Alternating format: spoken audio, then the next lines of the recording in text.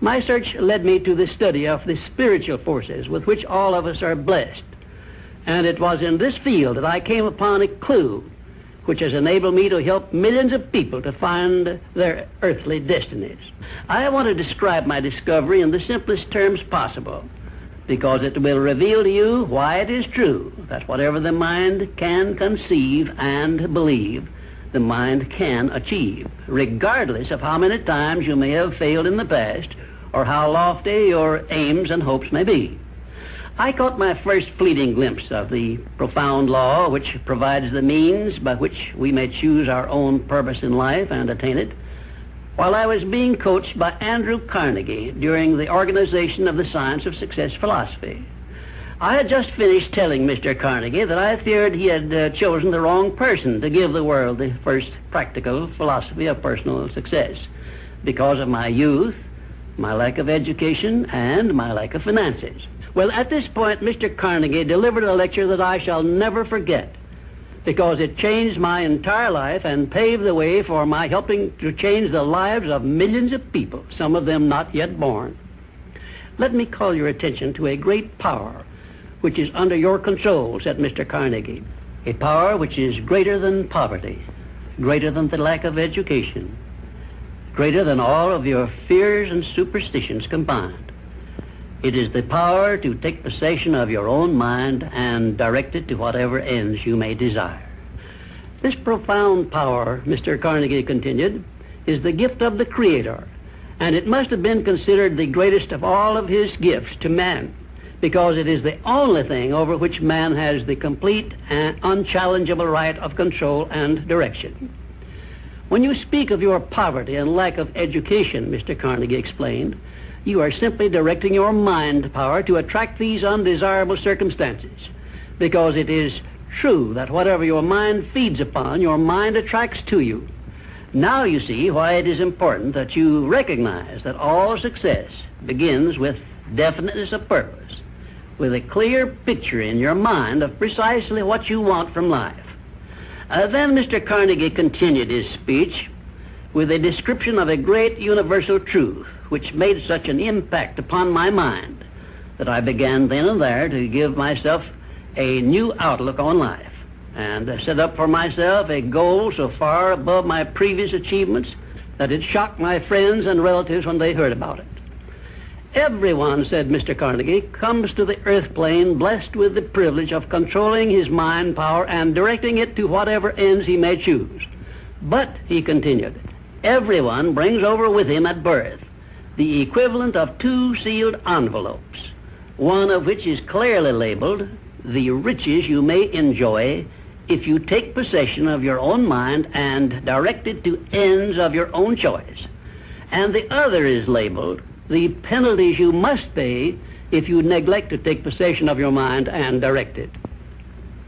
And now let me reveal to you, said Mr. Carnegie, the contents of those 2 sealed envelopes.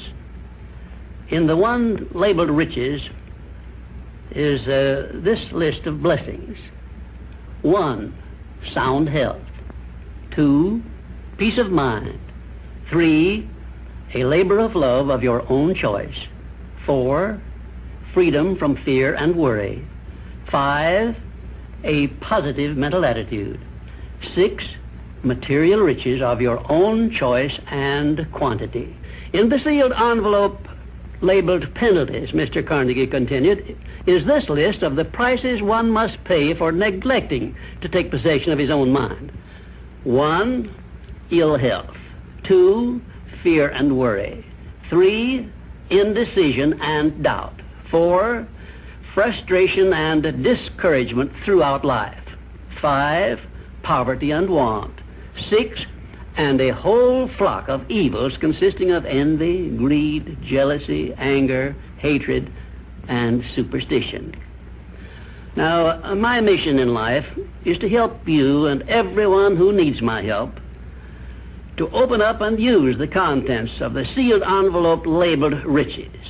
And the starting point from which you must take off if you wish to write your own ticket from here on out for the remainder of your life, I will describe for you in these simple instructions. 1, procure a neat pocket-sized a notebook, or something on the order of this one here, loose leaf affair. And on page 1, write down a clear description of your major desire in life, the one circumstance or position or thing which you will be willing to accept as your idea of success. And remember before you begin writing that your only limitations are those which you set up in your own mind or permit others to set up for you. And 2, on page 2 of your notebook, write down a clear statement of precisely what you intend to give in return for that which you desire from life. And then start in right where you stand now to begin giving. And 3, memorize both of your statements, what you desire and what you intend to give in return for it, and repeat them at least a dozen times daily. And always end your statements with this expression of gratitude for the blessings with which you were gifted at birth. I ask not, O divine providence, for more riches, but more wisdom with which to accept and use wisely the riches I received at birth in the form of the power to control and direct my mind to whatever ends I desire. If you are not too successful or self-satisfied to accept and express this profound prayer, if you accept it and express it in the same spirit of humble sincerity in which I pass it on to you, a new and a better world will reveal itself to you. A world in which you will see reflected the circumstances and the things which you yourself have created. And now let me close this, our first visit, with my favorite expression of gratitude. O divine providence, I ask not for more riches, but more wisdom with which to make wiser use of the riches you gave me at birth, consisting in the power to control and direct my own mind to whatever ends I desire.